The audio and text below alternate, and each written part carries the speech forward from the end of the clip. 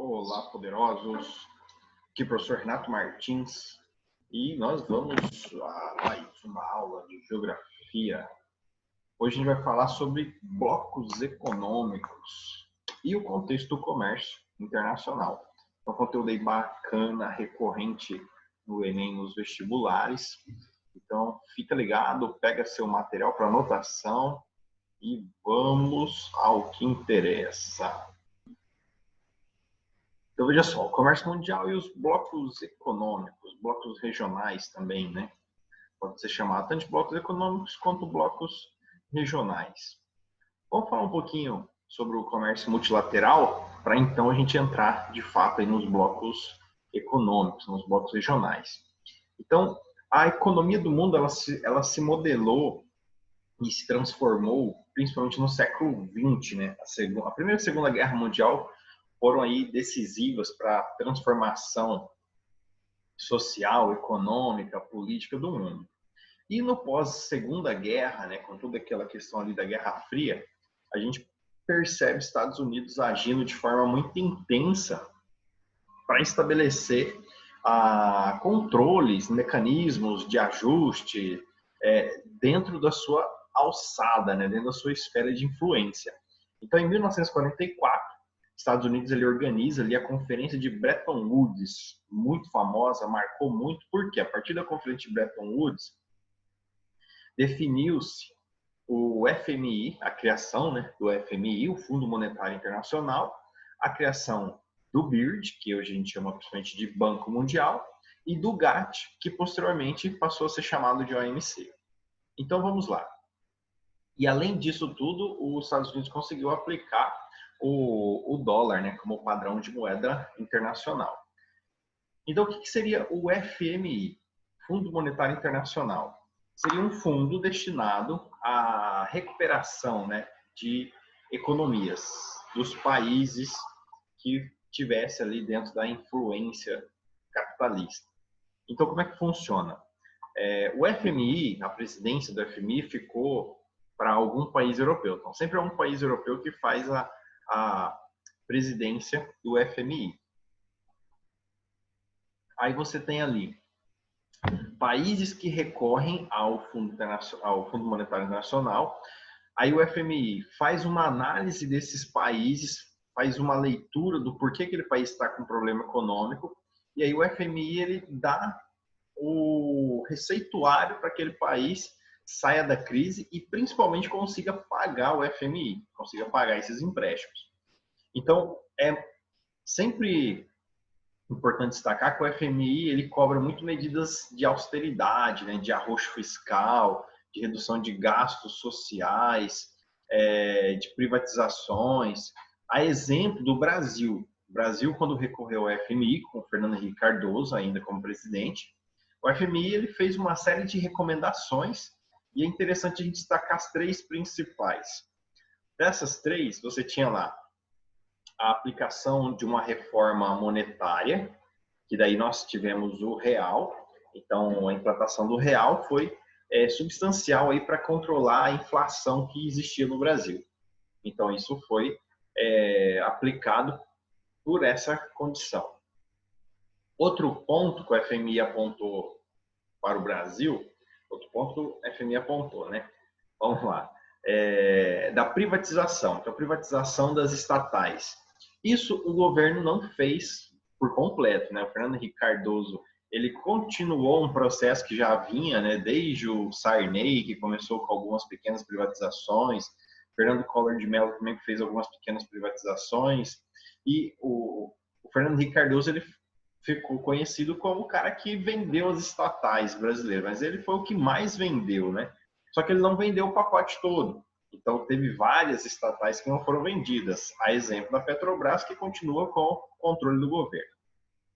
E a terceira e mais importante que o governo nem passou perto era a reforma política. Então, o FMI já tinha proposto isso ao Brasil. O Brasil precisava de uma reforma política substancial. E até hoje a gente aí a ver navios com essa reforma política, né? Então, enfim, o FMI ele empresta dinheiro a governos para recuperação de economias e faz recomendações.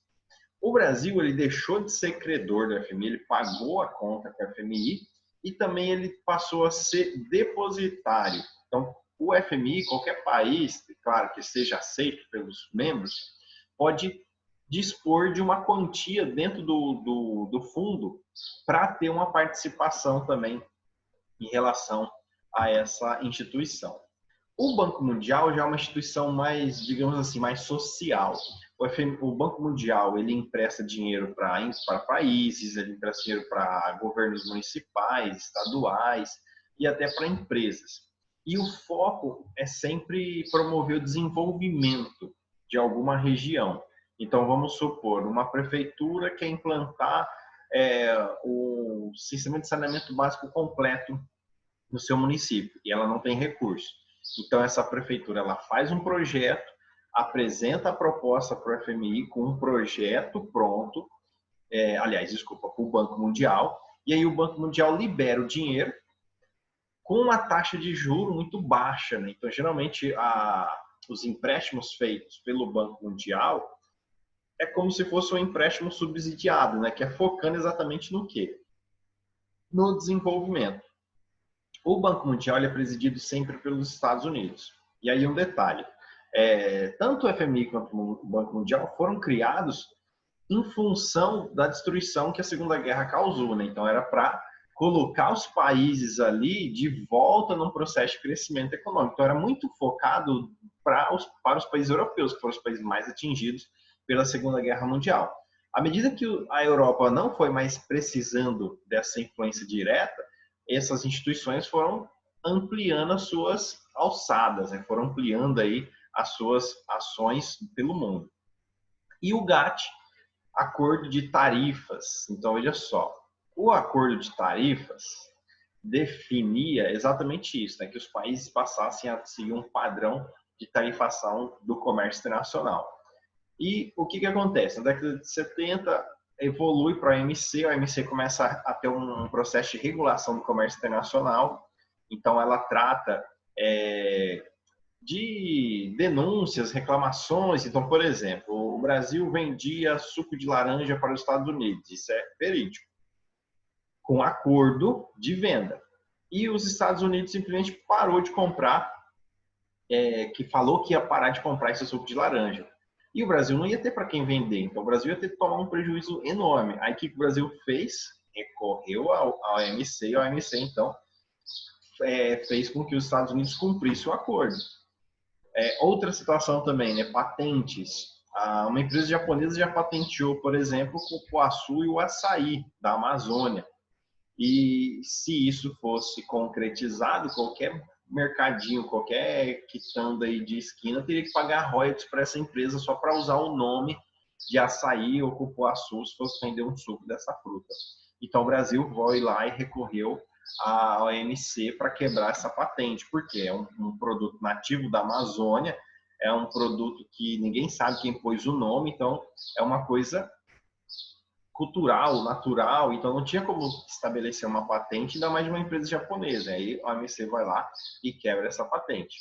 A presidência da OMC ela é rotativa, qualquer país pode assumir, inclusive o Brasil presidiu recentemente, com o Roberto de Azevedo, a OMC. Então você tem aí uma distribuição de poderes, né?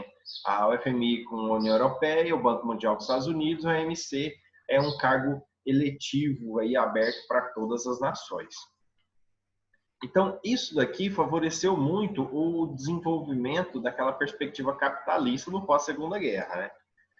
E isso influenciou também a criação de blocos econômicos. É claro que os blocos econômicos, eles tiveram assim uma grande promoção a partir da década de 90, com o fim da Guerra Fria, mas alguns blocos, inclusive assim, os mais representativos, eles foram criados antes da década de 90, né?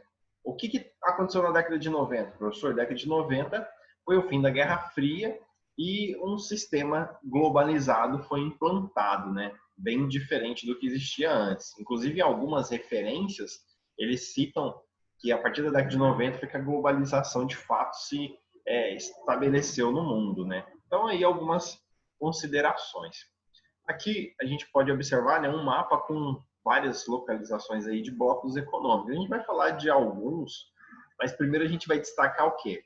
Os níveis de integração entre os blocos econômicos, né? Então, o bloco econômico, ó, são associações de países que estabelecem relações econômicas privilegiadas entre si e que tendem a adotar uma soberania comum. Então, não existe bloco econômico com países que têm interesses diferenciados. Então, os interesses eles têm que estar de comum acordo. Porque eles vão estabelecer parcerias que vão ajudar tanto um quanto o outro. Então, nem sempre, na verdade, você vai ganhar somente no bloco econômico. Às vezes, você tem que ceder de um lado para ganhar de outro. Porque todo mundo está fazendo uma cooperação ali. Então, ó, os parceiros concordam em abrir mão de parte da soberania nacional em proveito do todo associado. Isso daqui é igual, por exemplo, aquelas redes de supermercado. Você tem vários supermercados pequenos que têm muita dificuldade de competir num mercado cada vez mais acirrado, né? Com grandes empresas, grandes corporações se estabelecendo, multinacionais, que conseguem comprar em grande volume. Aí, eles conseguem fazer propagandas, conseguem ter marcas próprias. O que acontece? Os mercados pequenos seriam engolidos pelas grandes redes. Então, os mercados pequenos, eles resolvem fazer o quê? Se unirem e estabelecem uma rede. Então, essa rede, ela vai servir para interligar todos os supermercados. Aí é como se cada supermercadinho fosse um país. Porque todos os mercados são diferentes, tem faturamento diferente, tem diferente, produtos diferentes. Só que daí eles estabelecem o quê? Primeiro que para um supermercado fazer parte de uma rede, ele vai ter que pagar. Ah, mas aí ele vai pagar, ele vai estar perdendo dinheiro? Não, ele está pagando por assessoria jurídica, assessoria de imprensa, então ele vai ter propaganda sendo vinculada na TV em horário nobre. Ele vai ter também aquela questão de produto, ele vai ter que vender produtos específicos que a rede que compra e a rede que distribui para os outros mercados. Então, em alguns produtos ele não vai ter muita margem, só que ele consegue ter uma ampliação do poder de compra, ele consegue ter mais visibilidade dentro de uma rede. Então, serve também como exemplo para a gente fazer essa relação. Aí, veja só, a lógica, né, de estabelecer os blocos regionais. Então, a gente tem um aumento de vantagens comparativas, igual eu acabei de citar o exemplo dos supermercados, né? Da escala de mercado, você consegue ter garantias de compra e venda numa escala maior. Isso também vai depender do tamanho do bloco que o país está se inserindo. Mas, geralmente, os blocos econômicos, eles vêm tomando proporções cada vez maiores, né? Então, justamente para ampliar cada vez mais essa perspectiva de mercado. Das possibilidades de acumulação, da capacidade concorrencial, das parcerias em detrimento das rivalidades, das áreas de consumo preferencial. Olha só que interessante aqui, ó. Vamos pegar o exemplo do Brasil, né? Brasil e Argentina se inseriram no mesmo bloco econômico que é o Mercosul. Então você tem aqui, ó, das parcerias em detrimento das rivalidades, da capacidade concorrencial e possibilidade de acumulação. Então, o que acontece? O Brasil, ele tinha rivalidade, na verdade, com todos os seus vizinhos. Ele já teve algum tipo de rivalidade com todos os seus vizinhos, né? Paraguai, Uruguai, Argentina, todos os vizinhos, nós tivemos algum tipo de rivalidade em questões territoriais, principalmente no século XIX, Brasil imperial, existiu essas questões. E aí o que acontece? O Brasil fazendo esse bloco econômico foi uma forma de suprimir essas rivalidades. E aí outra situação, né, da capacidade concorrencial. O Brasil ele tem uma das melhores produções de sapato do mundo. Então uma capacidade de produção e qualidade muito boa. O problema é que o Brasil não consegue se inserir no mercado internacional. Por quê? Porque a China produz um produto a um preço que é impraticável para outros países. Então, ninguém consegue competir diretamente com a China. Só que o Brasil consegue vender os seus sapatos para o Mercosul. Mesmo o Mercosul pagando mais caro pelo sapato brasileiro, porque o sapato brasileiro é mais caro que o sapato chinês, mas daí ele consegue ter concorrência por essa condição de regras que se estabelece, né? Então, os países muitas vezes são obrigados a comprar uma determinada cota de produtos para poder também vender uma determinada cota de produtos. Então, a gente tem muitas empresas de sapato, a gente exporta sapato para o Mercosul. Em contrapartida, por exemplo, da Argentina, a gente importa eletrodomésticos, a gente importa alguns modelos de automóveis. Mesmo o Brasil tendo fábrica de automóveis, a gente acaba importando aí alguns automóveis. Outra ideia também, por exemplo, né? O Brasil ele exporta a sua carne, aí falta carne no mercado interno, então o Brasil faz o quê? Compra carne do Paraguai para suprir a demanda interna. Então você tem aí essas considerações, né? O primeiro bloco econômico surgiu na Europa. Então, lá no final da Segunda Guerra Mundial, muita influência do Plano Marshall, né, que foi o plano de reconstrução da Europa, né, os países que adotassem ali o capitalismo recebiam ajuda dos Estados Unidos pelo Plano Marshall, inversão de capitais estadunidenses, né, e impossibilidade de concorrência. O primeiro bloco econômico que foi criado foi o Benelux.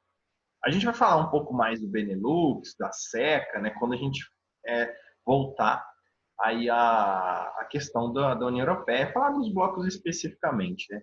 É bem provável que fique para o outro vídeo, né? Só fica muito comprido esse vídeo. Então, veja só, vamos falar aí dos níveis de unificação dos blocos. Né? Imagina assim que um bloco econômico é como se fosse um relacionamento. Quando você está num relacionamento, você tem níveis, né? Então, assim, você conhece a pessoa, e não é imediatamente que você fala assim, nossa, eu quero casar, eu vou casar agora com essa pessoa. Eu de conhecer, eu vou casar. Não. Você tem um processo. Então, você conhece a pessoa, você começa a conhecer a pessoa, depois você começa a paquerar a pessoa. Não sei se ainda a galera paquera, né? Mas na minha época eu paquerava. Aí depois vai namorar. Hoje é relacionamento sério, né? Você coloca lá nas redes sociais, relacionamento sério. Aí você vai ficar noivo, depois você casa. Então, cada nível desse, você tem um nível a mais de intimidade. E é exatamente o que acontece com os países. Então, veja só. Numa zona de preferência tarifária, isso daqui é um nível mais raso e superficial de uma integração regional. Você apenas dá preferência. Você não dá exclusividade. Então, você não tem obrigações diretas. É como se você estivesse só ficando com a pessoa. Então, a pessoa tem preferência, mas não tem exclusividade. Da mesma forma, o mercado internacional, com um determinado país que faz parte da zona de preferência. Tem preferência, mas não tem exclusividade. Certo? Aí, na zona de livre comércio, você passa a ter critérios já. Então, aqui você já tem uma necessidade de estabelecer acordos específicos dentro de tarifas. Então, algumas tarifas são reduzidas, até mesmo são anuladas, para facilitar exatamente o que? Zona de livre comércio. Então, liberar o comércio, tornar o comércio mais fácil entre os países. Então, os países criam uma lista, e dentro dessa lista de produtos, né, que vão ser comercializados, eles estabelecem, então, a redução ou até retirada de tarifas. E aí você tem a livre circulação de produtos, mercadorias, né, e capitais, além de empresas também. As empresas podem se estabelecer nessa lista aí. Então, produtos, capitais e empresas, dentro da zona de livre comércio. Um exemplo de zona de livre comércio seria aí o NAFTA, né? A União Aduaneira, veja só, você preserva as características anteriores e acrescenta novas características, que seria o quê? A aplicação de uma tarifa externa comum. Geralmente a gente chama de TEC, né, que seria a sigla. Tarifa externa comum. Então, todos os países eles têm que vender num processo regulatório. Então, eles não são mais concorrentes, eles não competem mais no mercado internacional, eles vendem como bloco. Então, tem uma única tarifa que é aplicada para todos os países. Então, não pode ter concorrência entre eles. Aí aqui você já tem o quê? Uma relação mais séria, né? Então você já conheceu a família do namorado, da namorada, então já está ali numa situação ali mais comprometida. Quando chega aqui, ó, no mercado comum, preserva todas as características anteriores e acrescenta mais o quê? A livre circulação de pessoas. Então, você vai ter a livre circulação de empresas, capitais, mercadorias, combinação, né, de uma única tarifa externa comum, mais a circulação de pessoas. Então, as pessoas elas escolhem onde elas querem trabalhar e morar. Então, não precisa de passaporte, visto de documento, passaporte para se estabelecer no território. Você simplesmente escolhe e vai. Aí, por exemplo, nós temos a União Europeia, né, que se estabelece aí como uma zona de livre circulação de pessoas. Então, quando está liberado o acesso, já está noivo, né? Então, assim, se você não preparar imagina lá, você tem que você conheceu uma pessoa e se o seu quarto não está preparado, dificilmente você vai deixar uma pessoa que você acabou de conhecer entrar no seu quarto, porque a pessoa vai ter uma impressão de você pelo seu quarto. Agora, se você já está noivo de uma pessoa, você não vai se preocupar em preparar o quarto, né? Porque a pessoa já te conhece, então mais ou menos sabe o nível da tua bagunça, então se ela entrar no teu quarto não vai se assustar, né? E aí, então, é essa ideia, ó, livre circulação. Então, passa a ter uma livre circulação de pessoas. Quando chega na união econômica, aí já é o casamento efetivo. Por quê? Banco Central para o bloco, então tem um Banco Central que vai definir uma moeda única e cada país ele tem que se estabelecer. Na verdade, ele perde a sua soberania, a sua autonomia monetária. Então, o exemplo aqui também é a União Europeia, que usa o euro como moeda única. E aí os países ficam dependentes diretamente do Banco Central Europeu. E aí é o casamento direto, né? Onde as finanças estão diretamente vinculadas. Então, se um perde dinheiro, acaba gerando pressão sobre todos os outros. No caso da união política, não existe nenhum bloco ainda que se estabeleça nesse nível de unificação. Seria, vamos dizer assim, né, a formação de uma federação de países. Então, os países se tornariam unidades federativas dentro de uma instituição supranacional. Então, ainda não temos esse nível de integração. Mas o que é interessante aqui, ó, da União Econômica, né, a União Europeia, a gente tem até um divórcio já, né, que é a questão do Brexit, né, a saída da Inglaterra. Então a gente vai reforçar posteriormente aí. Então esses aqui são os níveis de integração dos blocos econômicos. Aí a zona de preferência tarifária, só para a gente reforçar então, garante níveis tarifários preferenciais, então é preferencial, não é exclusivo, né, para o conjunto de países que pertence a esse tipo de mercado. Aí o exemplo, a LAD.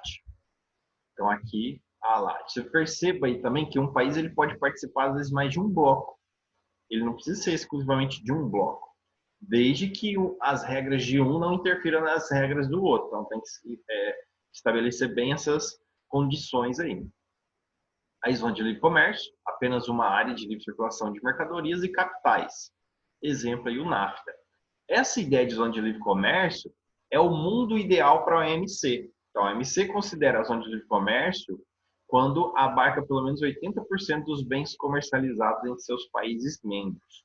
Então, não existe um contexto de barreiras, né, dentro dessa especificação aqui de unificação de blocos. Né? E aí, um exemplo é o NAFTA, formado ali pelo Canadá, Estados Unidos e México. Então, por exemplo, esse bloco econômico aqui é o tipo de bloco que a gente sabe que nunca vai evoluir, nunca vai sair desse nível de integração. Os Estados Unidos nunca vai querer livre circulação de pessoas com o México, porque pelo contrário, eles têm um muro na fronteira do México. Você acha que algum dia os Estados Unidos vai querer tirar o muro e liberar a entrada de mexicanos no seu território? Não. Então, tem bloco econômico que não vai evoluir, diferente do Mercosul, que foi criado para evoluir, da União Europeia, que desde o início foi criado para evoluir. Então, existe situações e situações, né? A União Aduaneira, além da zona de livre circulação de mercadorias e capitais, é usada uma tarifa externa comum, a TEC, em relação aos países que não pertencem ao bloco, que é aquela questão de competição, né? Então, exemplo aí o Mercosul. O Mercosul ele foi criado para ser um mercado comum do Sul, então ele foi criado para ter um nível a mais. Então, isso tudo depende do quê? Do interesse dos membros para evoluir esse processo.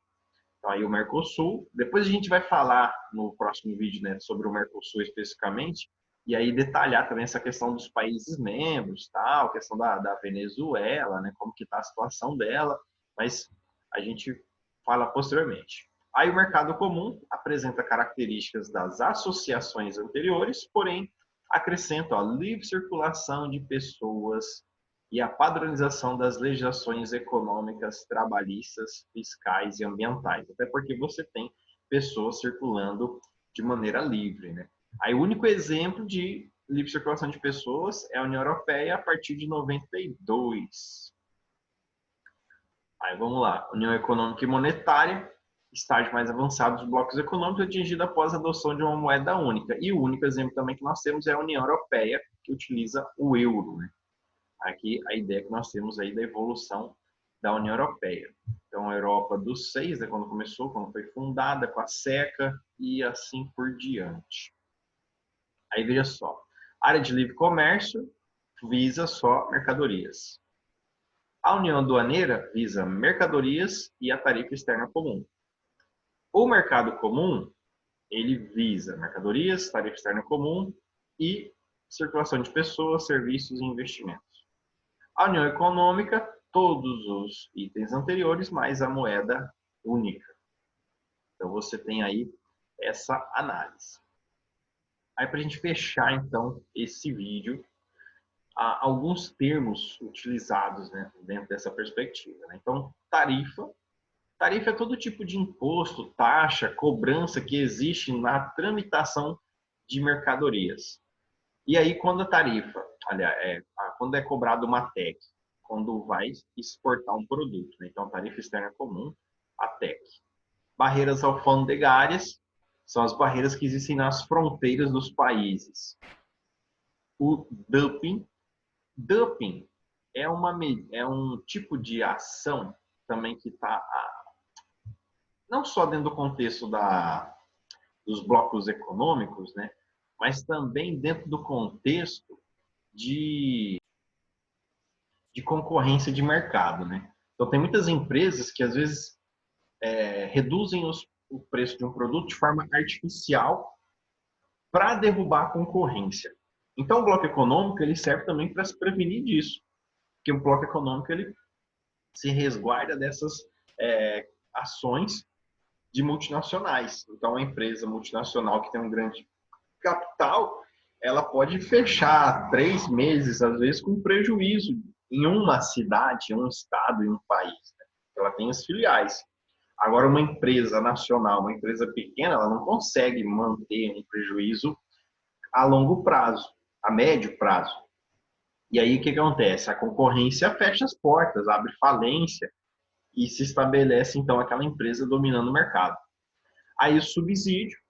A gente tem subsídio por meio de empréstimos e por meio de impostos. Né? Então, o empréstimo seria subsídio direto. Quando o governo, por exemplo, oferece empréstimo subsidiado. Então, aqui no Brasil, a gente tem o BNDES.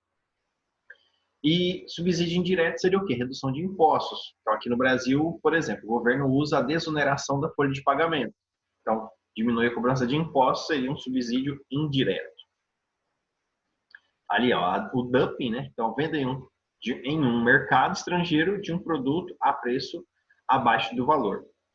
Geralmente menor do que o preço cobrado pelo produto dentro do país exportador. Ou quando é vendido a outros países, sendo considerado uma prática injusta de comércio.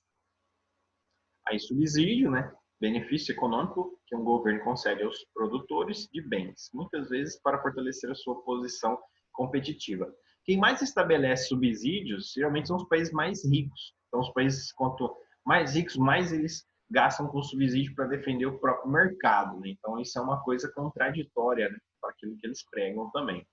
Então, os jovens poderosos, para esse vídeo não ficar muito longo, né, a gente encerra por aqui e acompanha no próximo vídeo aí as características de cada bloco econômico para a gente continuar discutindo isso daí. Então, muito obrigado, forte abraço e até a próxima.